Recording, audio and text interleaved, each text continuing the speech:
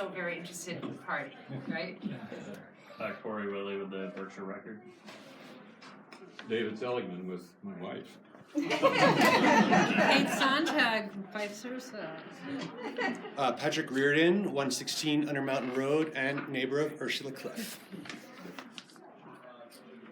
Cliff Weiss, I'm chair of the Monterey Broadband Committee, just being a fly on the wall. Excellent.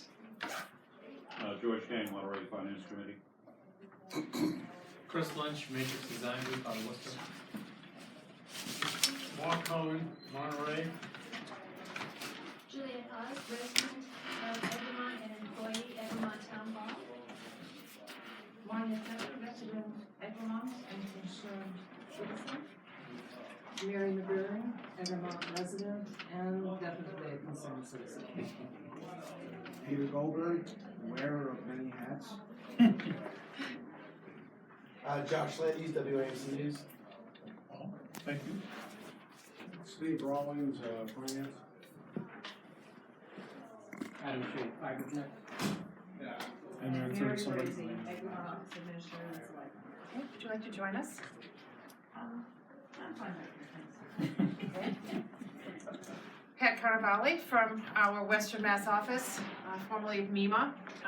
So you may know him from his work on behalf of the Commonwealth. I'm happy to have Pat here as well. He's a direct contact for all of you. When I'm not here or someone from our administration, Pat's your guy. I'm very happy to be here with all of you. We have done a lot of work over the course of our 3 years in office, just making connections and building relationships with our cities and towns throughout the Commonwealth. Egremont was one of the early signers of our Community Compact Best Practices program. We now have all 351 cities and towns signed into the Best Practices program. And that's been an incredible effort from all points, both the municipal side and the state side. First of all, there's always better approaches to delivering services. We can help our communities deliver service better. It strengthens your community, and through 351 cities and towns, we'll build a stronger Commonwealth of Massachusetts. So it's been a real honor for me to be able to work through the cities and towns from the islands to the Berkshires.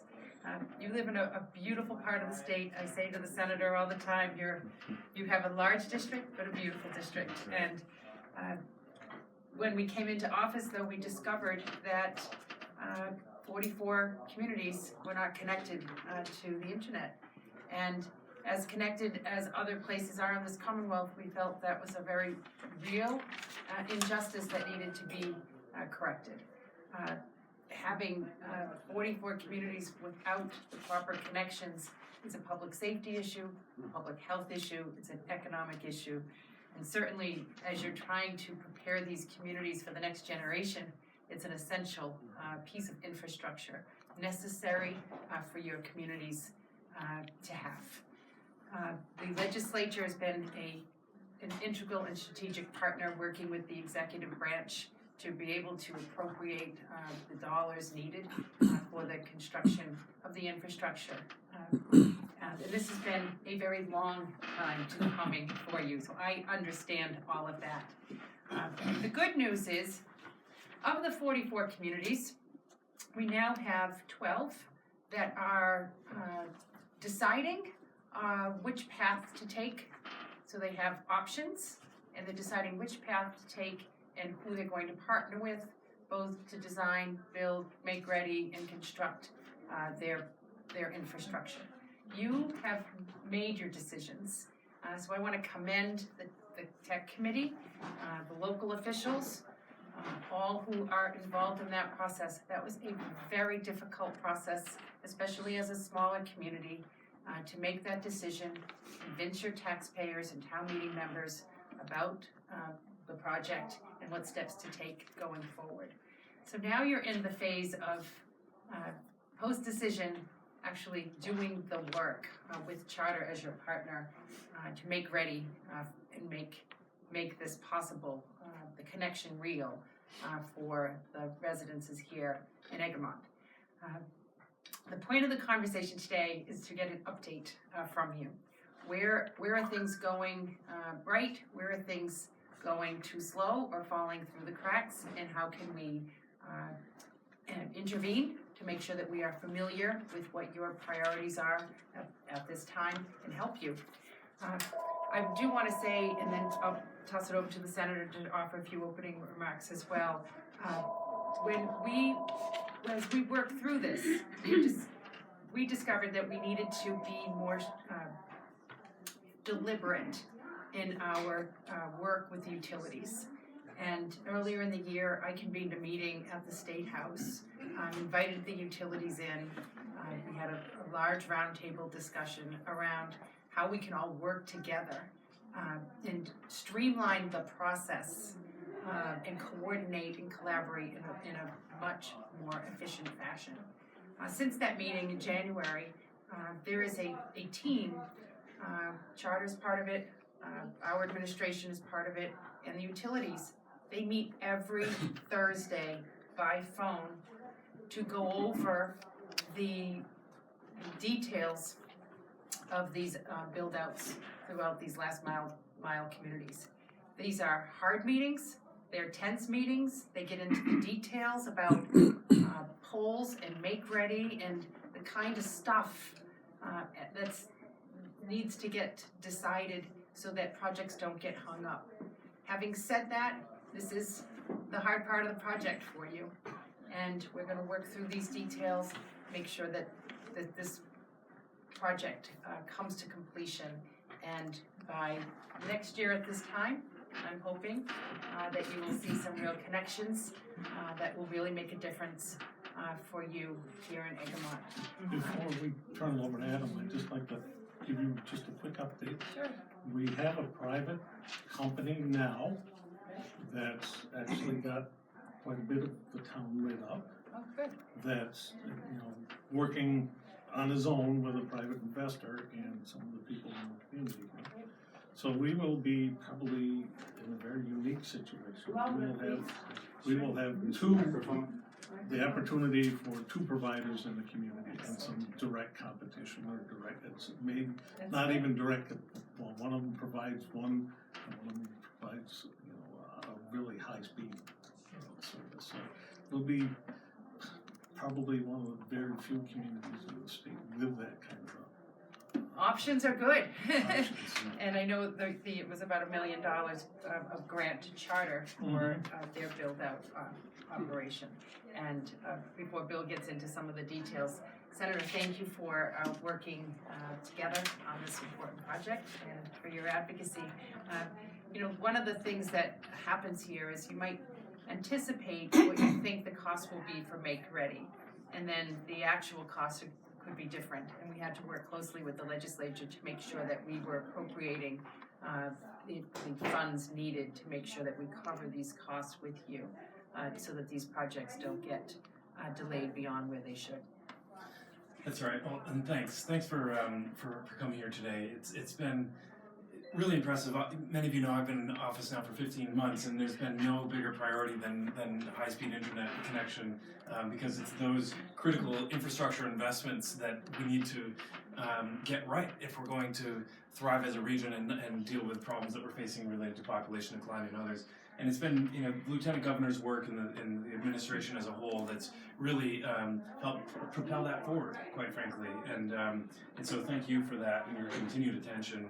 And we do have more and more good news stories coming online. In fact, we just came from Alford, which is they expect to be lit up by the end of June, and they've cut a ribbon, and they're accepting subscriptions and down the line. And that's that's a testament to the local committees and communities constantly leaning forward, constantly doing the hard work, putting in the long hours.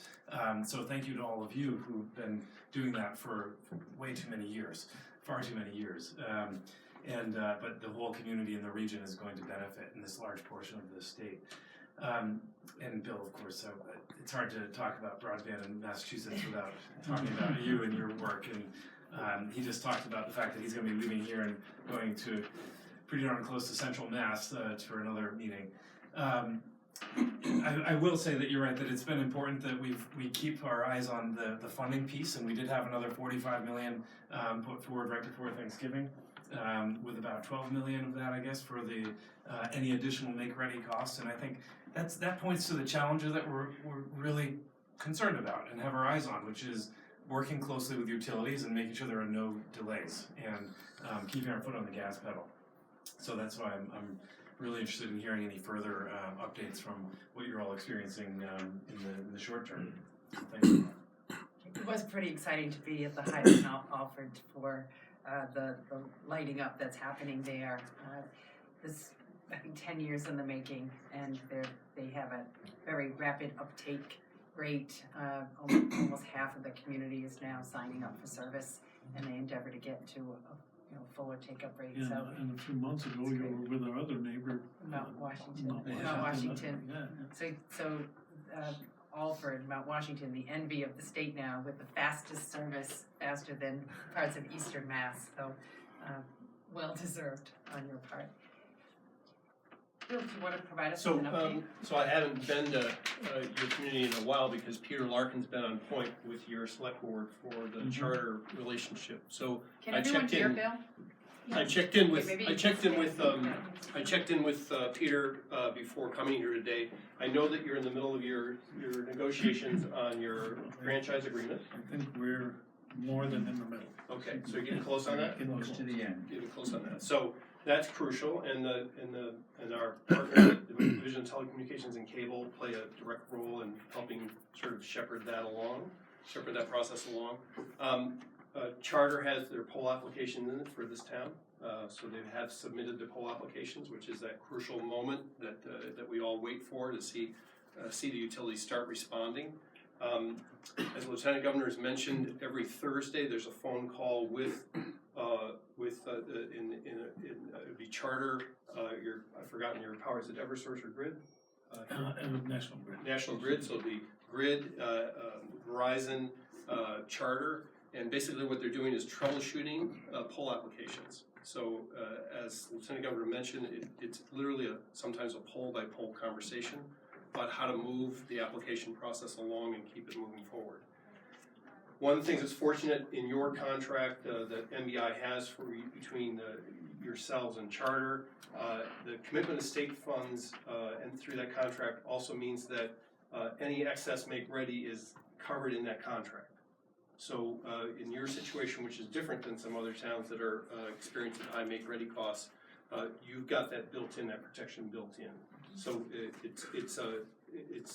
you're sort of protected from those numbers running high on you. That's not the case in several towns where it's a much more stressful conversation because of the make-ready costs from the utilities, the cost to prepare the polls. So I think one of the things that would be helpful, and that's new information to me, that you think you're close on your franchise agreement, if you would update the Lieutenant Governor on that, and anything else that relative to your sort of finalizing your details with Charter. So I'm gonna turn that over to George and the Technology Committee, and I sat in on their last meeting, and it sounded to me like we're really getting close. We are indeed close. First of all, let me echo what the chairman of our select board said, that it's really a great honor for us to have the Lieutenant Governor, Senator Hines, with us this afternoon, and also fellow members of the Technology Committee, and so many members of our community. As Bruce pointed out, we are I believe, unique in the state in that from the very beginning, we thought that it would be very important that we have two options here, because almost 50% of our households here are actually second homeowners, many of whom would like to move their businesses here, since there's a whole nationwide trend of working at home, etc. And without fast broadband connection, that is just impossible. Indeed, since one of the options is already lit about half the town, we are seeing that becoming not just a wish, but a reality. And I know there are a few people here that have actually done that already. We are not a patient town. However, some members of our technology committee have been at it even longer than our neighbors in Alford. They've been on our technology committee and served with great distinction for 15 years. And we're still slugging away at it.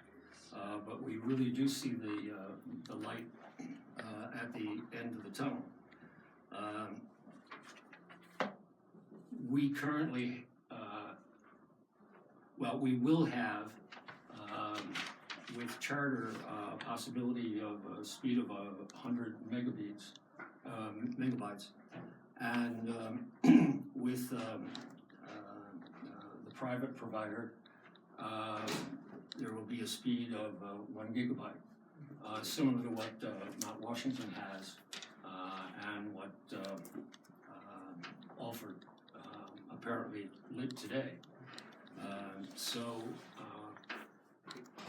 we're at the far end of the state, as you well know, and it, I think, gives us all a bit of self-satisfaction to know that the western part's going to be faster than the eastern. Cheers to that. And it's taken a lot of effort and a lot of work. I do believe that we will come to a conclusion with Charter in the very near future. It really is in Charter's court at this point. There are a number of issues that we have with them. The select board has been committed from the beginning to have 100% coverage for many of the reasons that you listed, especially emergency management issues, and in a community that has the type of demographics that we have.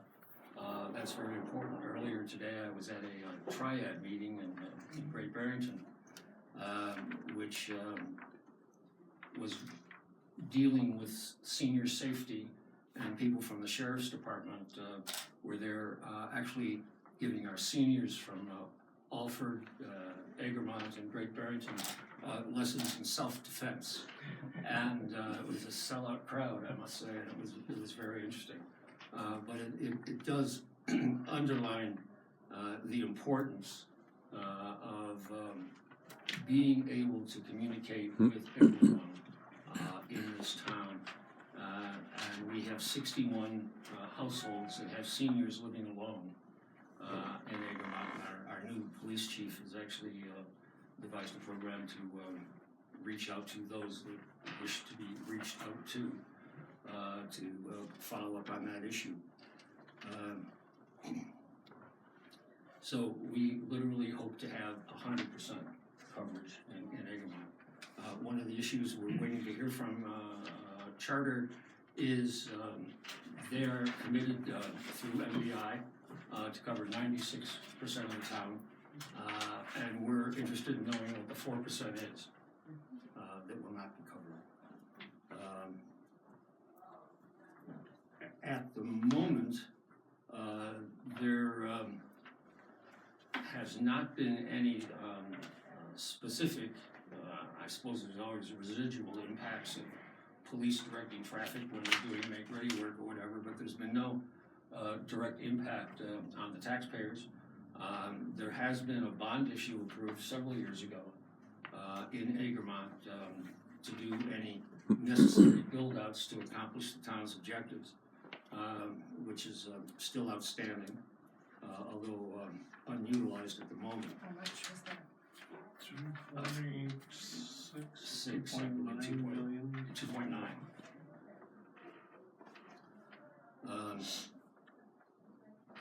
The private provider, Fiber Connect, by the end of this construction season, as we all know, the construction season this year started later than anticipated. So I hesitate to define what the end of the construction season will be.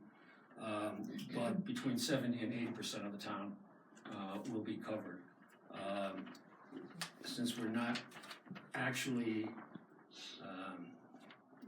dotting the i's and crossing all the t's with charter, it's hard to say when that would be. Charter prefers to light up a town all at once, whereas like Alford was doing, whoever was connected, and Fiber Connect is doing the same thing at Egremont, but they expect to have 70 to 80% of the town's households covered by that, and they currently have a 53% take rate.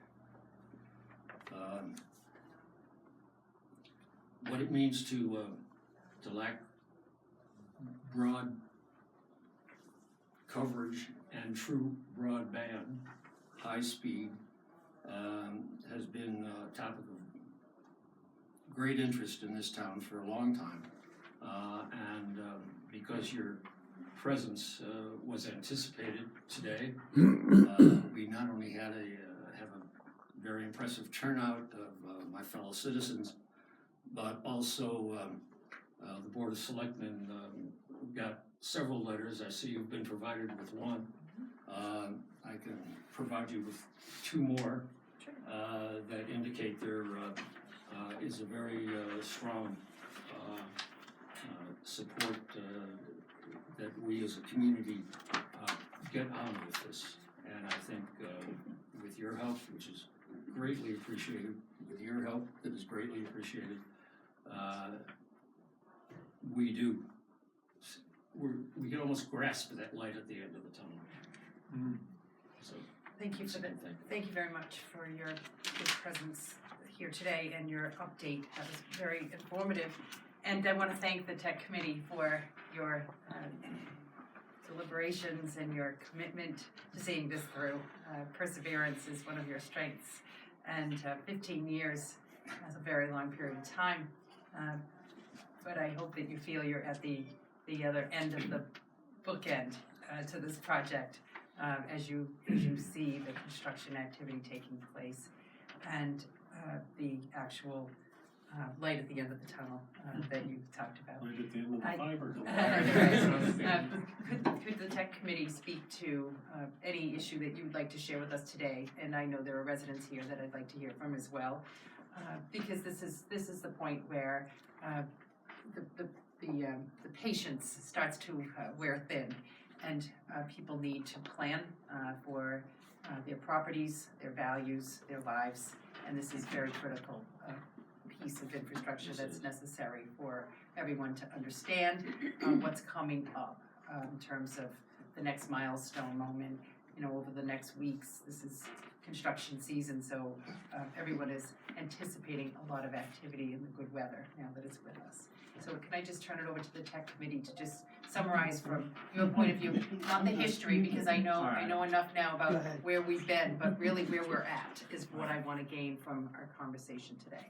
I think at this point that the committee has done a very good job on covering all of the bases, and one of the things that would be really Can everyone hear? One of the things that would be really helpful is if we could have some help in expediting the closing of the licensing agreement, because it seems that the last meeting that I sat in on, there are not any real major factors at play, and what would really be great is if we could get some of the decision makers in here who could close this thing, because it seems we're a couple layers below that, and it has slowed things up.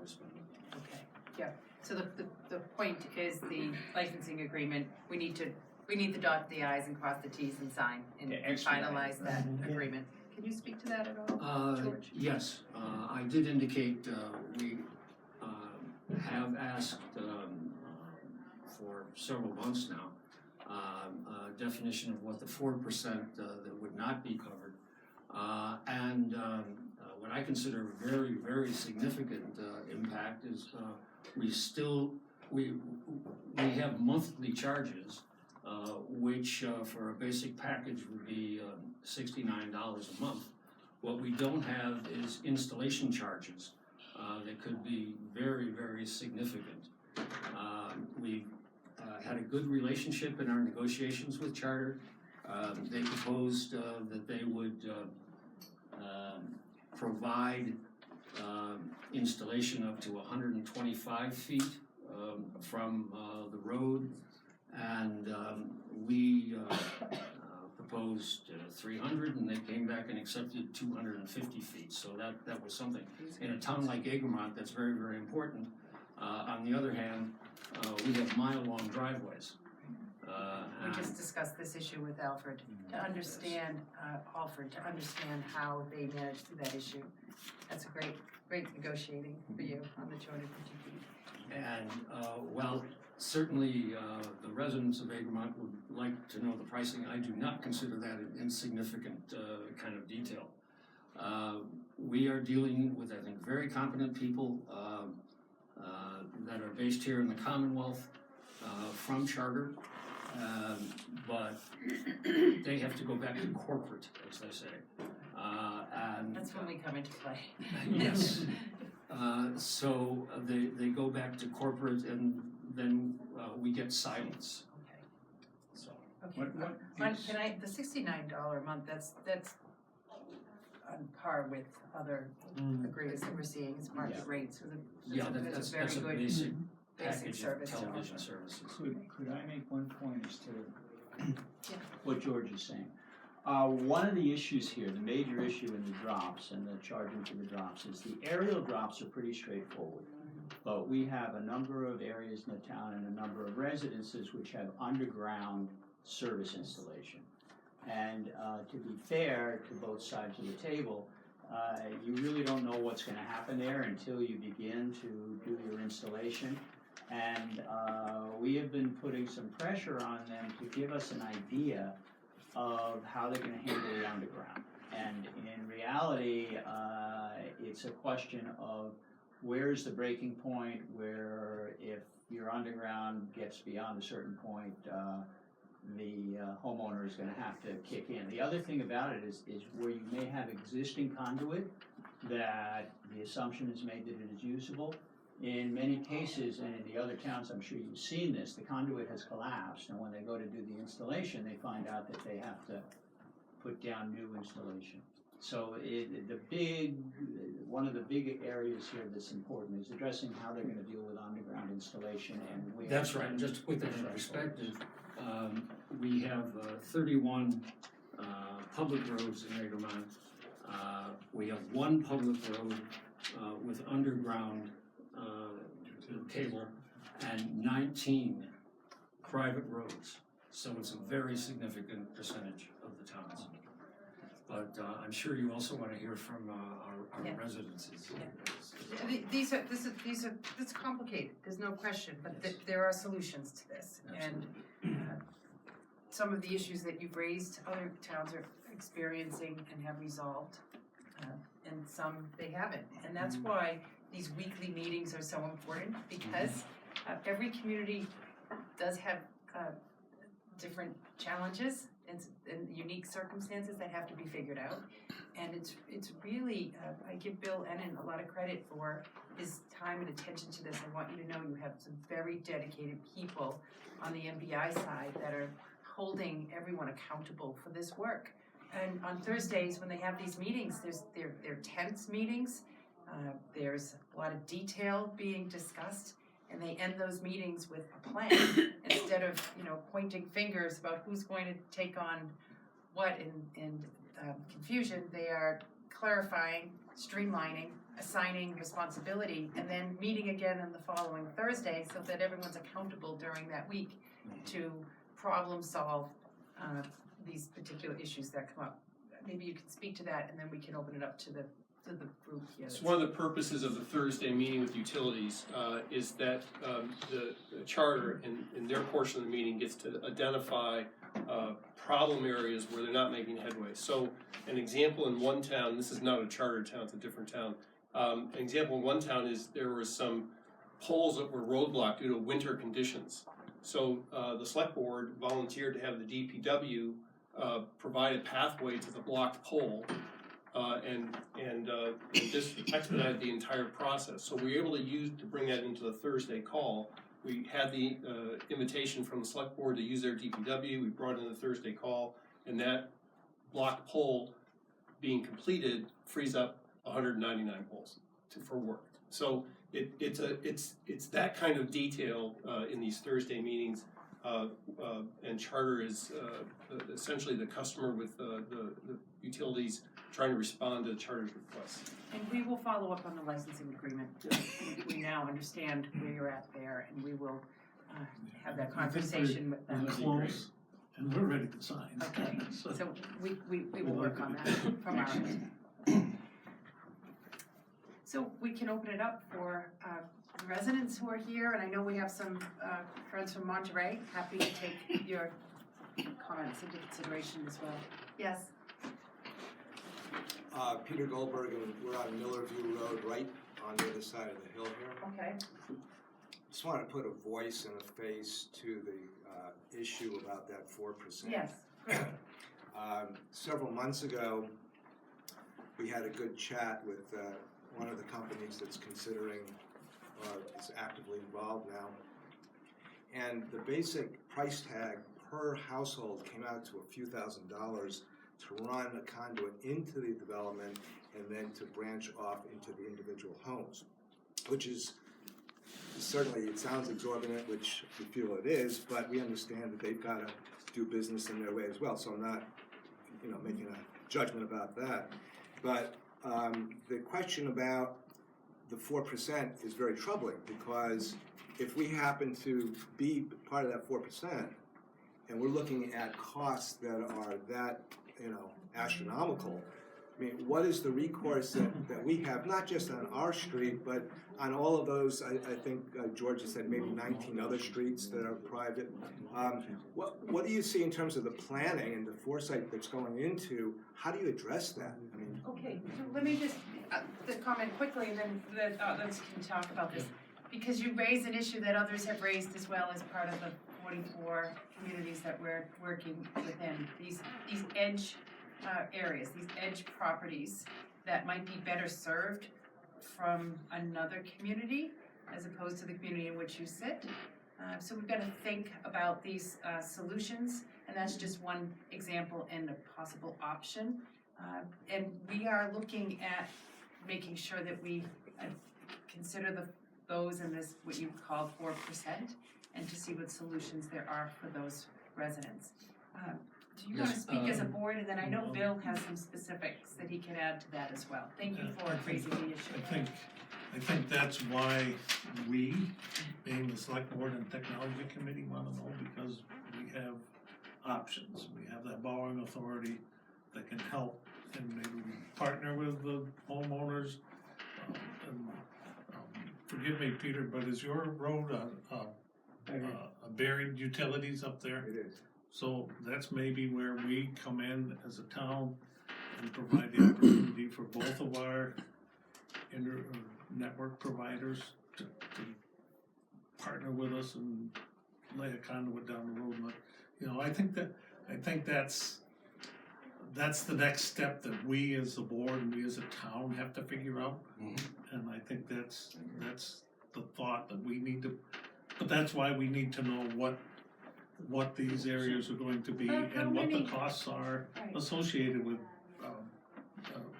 buried utilities for developments like yours, and there's Hickory Hill up there. I know there's a few others there.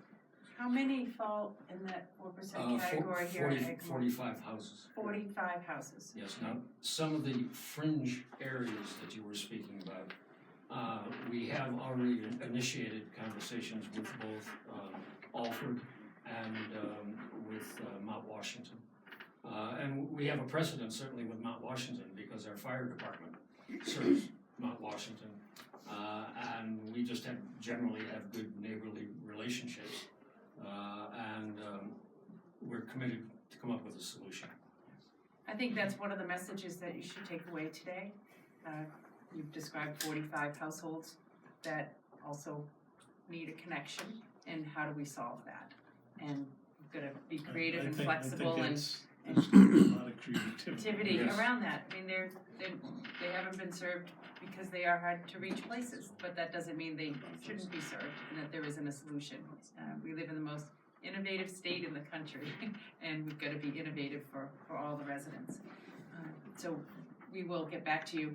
I'm certain that you have a list of the households that are in Well, question. I think that's, as George mentioned, the 4%. We wanna know what the 4% are. We wanna know where there are issues with direct burial, or if there's conduit we can use, or if we need to partner, work together as a group to put conduit in and make it available to everyone. So what is the process, Bill, in So, terms so of? the contract says that they'll get a cost on the 4%. So we'll get a number on the 4%. So getting the contract nailed down is obviously paramount, because it helps bring all that to conclusion. I don't know how far the engineering how much engineering, network engineering is done by charter here so far. Apparently, Charter Worcester has received that information. Okay. But neither the technology committee nor the select board has heard from Charter about what it is. So I'll follow up on that. And Thank you it'll very be a much. subject of the this Thursday's call. We'll make sure it's in the agenda for this Excellent. Thursday's call. I'm glad you're on our side. Yeah. And so,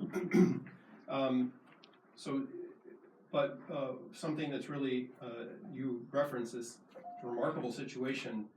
They have two providers. So far, haven't used their borrowing power to get those solutions. So that 4%, the introduction of a solution for the 4%, whether the solution's here or coming in from another town, the town can decide whether to play a role in that financially, which has happened in other communities with cable companies, where both situations happen where towns helped fund to get to a last home. And also, there's been homes that have been served from other towns where it was just prohibitively expensive to serve it from the community itself. We've seen many of those instances. Thank you. More residents. We'll go here in the first row and then in the back. Yep. Hi, my name is Patrick Reardon. I live at 116 Undermountain Road, which is Route 41. I live next to Ursula, who is on the Sheffield line, so she is the last house. And I have neighbors Roger Goldman and Fern Portnoy, and also the Burglasses. So we are a clump of 4 houses that are quite near each other. And right now, this is what streaming looks like on Undermountain Road. Remember these? This is where we're living. Isn't it cute, right? But we are probably part of that 4%, all right? And it is a safety issue if there's a fire, etc. Right now, we're using HughesNet, which is, we're very grateful for it, and it doubles as a foul weather Bellhaven, because when bad weather is coming, I lose connection, right? I mean, I was at Kenver once, they had HughesNet, and we knew there was a big storm coming because he lost his connection. And we are very remote. We're neighbors, we can't see each other. So if something happens, it really is a public safety issue. And I just want to say that we have been working with Adam Chait at Fiber Connect. And I just want to give you a sense. I went back to my emails, and when he didn't know who the hell I was, I sent him an email on the 7th of March last year. He got back to me in 21 minutes. On the 19th of March, he got back to me in 1 minute. And on the 20th of March, it took 9 minutes, right? So this is a local person with local money, and I just want to say he's been great. And we had a meeting on the 24th at 8:30. He got there at 8 in the morning. So this is the face for us of real service. But we moved up here. My husband is a senior partner at Deloitte, and his specialty is the future of work, right? But when he goes on, but he can't work at home. These conference calls where you have people from India and Hong Kong, etc. We can't do that with HughesNet. You know, so someone, so it's kind of ironic that he, you know, he just is coming back, he would have been here, but he's coming back from Houston where he was, you know, talking there. So we are very, very anxious, and we're not so anxious about getting 20th century technology. You know, we really want the future. And I feel like we're in such a great position here Can I ask? to leapfrog. Can you explain the 20th century technology? Because we are going to get fiber to the home. Yep. Through charter. So, you know, we're 21st century technology there. So I don't know what you're hearing, but we're yes, we are. Sorry, No, Bruce, no. Limited. You're not gonna be able to get more than another town has. That's why you can't get 700. You're not getting 700 now.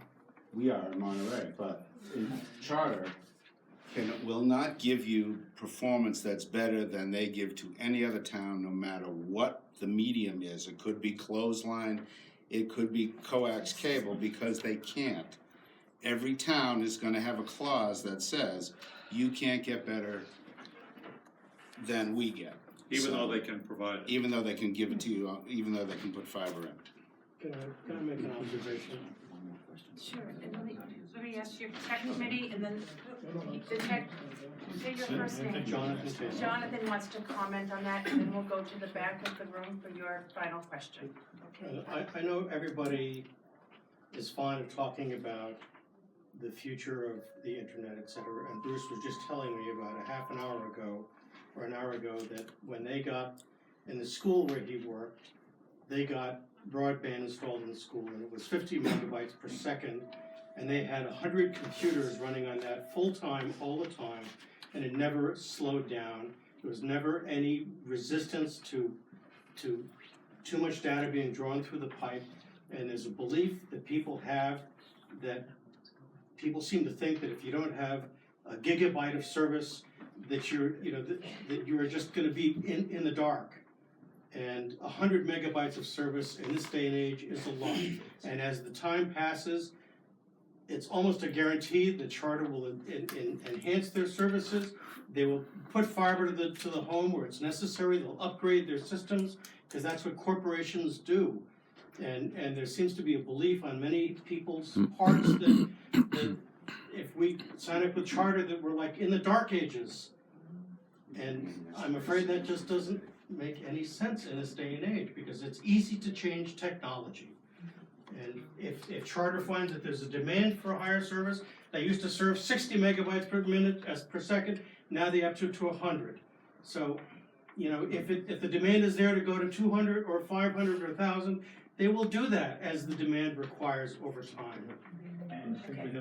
All right, so I want to just say, I want to, first of all, credit the local officials in this committee. This is hard work. 15 years, a community that has been largely in the dark, okay?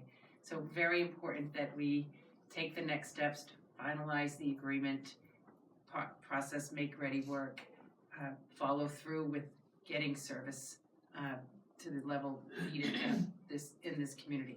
With regard to the, I hate to say 4%, because it sounds like we're labeling this group of residents here. To the families that are not part of that agreement, we have to be innovative, flexible, and creative about finding the options, the best ones for you. And we are all, the local officials and MBI, are committed to doing that, okay? There's one here in the back. You've been so patient, and you're very kind to smile at this moment, because I know I have to go to my next stop. My name is Mark Tumanoaks. I live on Gilbert Road. I'm the very last house in Egremont. I'm a computer scientist, and I've done work. I lived in Cambridge, Mass. Before coming in here, in Porter Square, which we had exact opposite of everything in terms of capacity and so on. And when I moved here, I've done a lot of, I'm technically a retired internet CEO, but I've been doing all sorts of pro bono work for companies that can't afford different kinds of servers and so on. And for the last 10 years, I've been spending $600 a month on my cellular bill because it's the only data service I can get. For a while, I had an office in Great Barrington where I was spending about $1,000 a month at the office, but thinking I'd get good internet service. The service I got from Charter didn't perform as well as my Verizon cellular data connection. So I just moved back home and been paying the money. The thing about it is the cost to Verizon providing that service is nominal.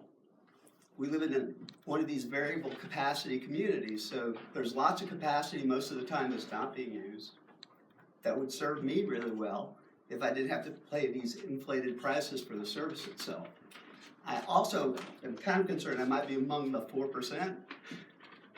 And it seems like there might be a lot of people like me where there are services that are viable and they're not going to get up to gigabit speeds, but they're going to be plenty to do anything you'd want to do with them that are artificially limited to us.